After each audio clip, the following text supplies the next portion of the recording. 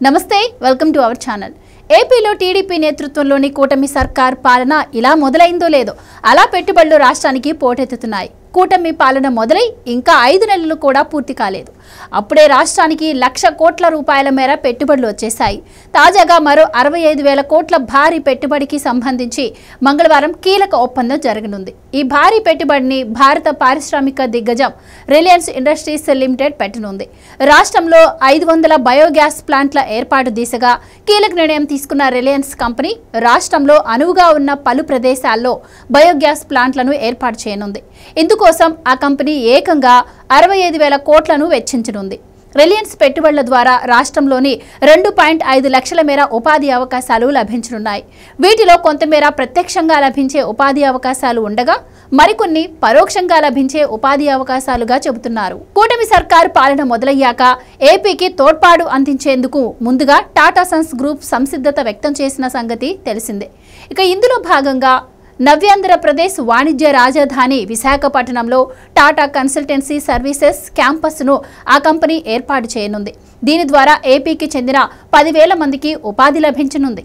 తాజాగా సోమవారం అమరావతిలో జరిగిన సమావేశానికి హాజరైన టాటా సన్స్ చైర్మన్ నటరాజన్ చంద్రశేఖరన్ ఏపీలో సౌర పవన విద్యుతుత్పత్తి రంగాల్లో 40,000 కోట్ల మేర పెట్టుబడులు పెట్టనున్నట్లుగా ప్రకటించారు।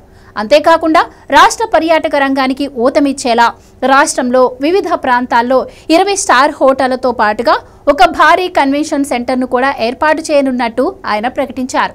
ఈ ప్రకటనలో వచ్చిన మరునాడే రాష్ట్ర ప్రభుత్వంతో రిలయన్స్ కీలక ఒప్పందం చేసుకోనుంది। ఏపీ ఐటీ మానవ వనరుల శాఖ మంత్రి నారా లోకేష్ అమెరికా పర్యటనకు ముందు ఓసారి ముంబై వెళ్లిన సంగతి తెలిసిందే। రిలయన్స్ కంపెనీ అధిపతులను కలిసేందుకే లోకేష్ ఈ పర్యటనకు వెళ్లినట్టు సమాచారం। అంతేకాకుండా గ్రీన్ ఎనర్జీలో రిలయన్స్ భారీ ఎత్తున పెట్టుబడులు పెట్టేందుకు కార్యాచరణ రూపొందించిందన్న విషయం తెలుసుకున్న మీదటే లోకేష్ ముంబై పర్యటనకు వెళ్లారు। ఈ సందర్భంగా రిలయన్స్ కంపెనీలో గ్రీన్ ఎనర్జీ వ్యవహారాలు పర్యవేక్షించే ఆనంద్ అంబానీతో లోకేష్ భేటీ అయ్యారు।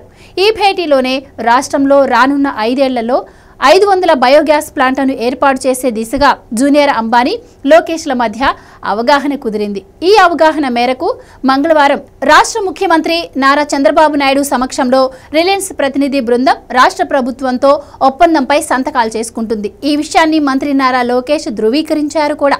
కూటమి సర్కారు పాలన మొదలయ్యాక ఏపీకి వచ్చిన అతి భారీ పెట్టుబడి రిలయన్స్ కంపెనీదే కానుంది।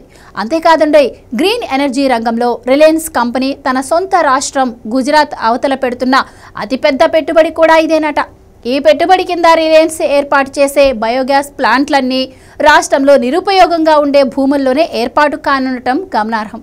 అంటే రిలయన్స్ బయోగ్యాస్ ప్లాంట్లతో నిరుపయోగ భూములు కూడా వినియోగంలోకి వచ్చేసినట్టేనన్నమాట। ఈ పెట్టుబడిలో 130 కోట్ల మేర ఈ నిరుపయోగ భూముల మీదే ఆ కంపెనీ పెట్టనుంది। ఈ బయోగ్యాస్ ప్లాంట్ల ఏర్పాటుతో రాష్ట్రానికి పన్నుల రూపేణా కేంద్రం నుంచి భారీ ఎత్తున ప్రోత్సాహకాలు లభించనున్నట్టు సమాచారం।